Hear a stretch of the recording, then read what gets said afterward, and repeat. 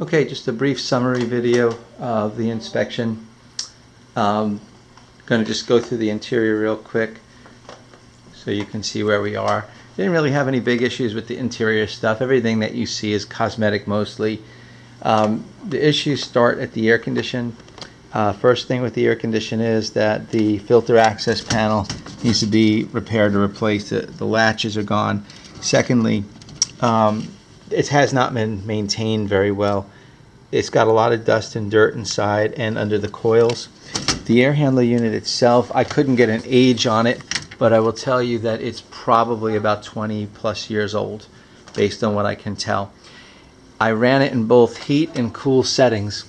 It is not coming on in the heat setting. I have a feeling that has something to do with the thermostat wiring. It does come on in the cool setting and is cooling okay. The outside unit's located on the roof like all the units are here, and the outside unit was manufactured in 1998. So you're dealing with an 18-year-old unit on the roof on the outside and an old air handler unit on the inside.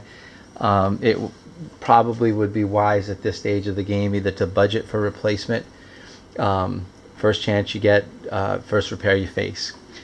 When I went into the kitchen, I checked the appliances. The appliances are working. Dishwasher, range, hood vent, fan, refrigerator, and underneath here, the disposal. You're going to see a couple of repairs underneath the sink, one of which is wiring. The wiring is exposed under there. That really shouldn't be that way. It's a safety issue. There's a leak when the dishwasher discharges. The hose is leaking right at the connection to the disposal. It's not a big leak, but it is a leak. The faucet fixture, typical O-ring, leaking at the base of the fixture when you're running the water.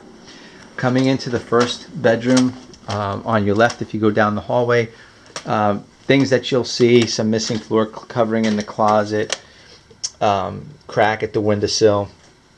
They have the water heater installed in this closet. This is typical and pretty common for this community because I've done some other homes in this community as well, and some of the issues that we see are repetitious. In other words, you see them almost in every instance. This is another one of those times. The water heater has a pan under it, but it doesn't have a drain conduit, so if this water heater should leak, it's going to leak inside the house.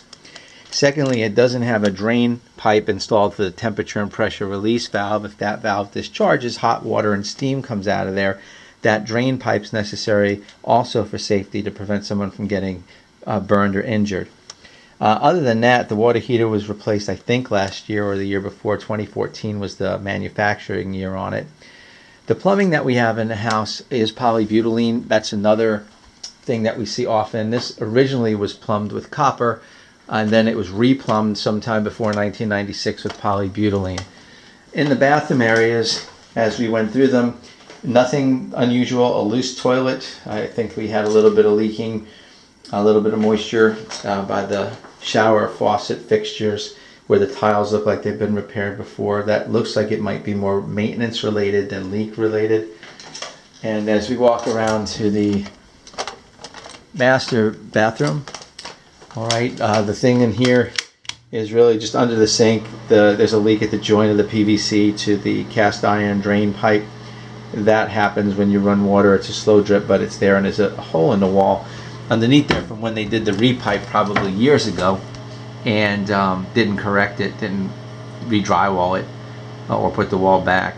So essentially, some of the things that we're seeing, easy to overcome, but they are what they are, and they're here, and you'll see them reflected in your inspection report.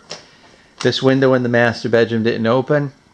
Now I'm going to walk with you down the hallway, and as we turn right into the living room, out the balcony, this is where your main water valve is going to be. If you look down from your balcony and you hug the balcony, turn to your right like this, that way, come back to this side.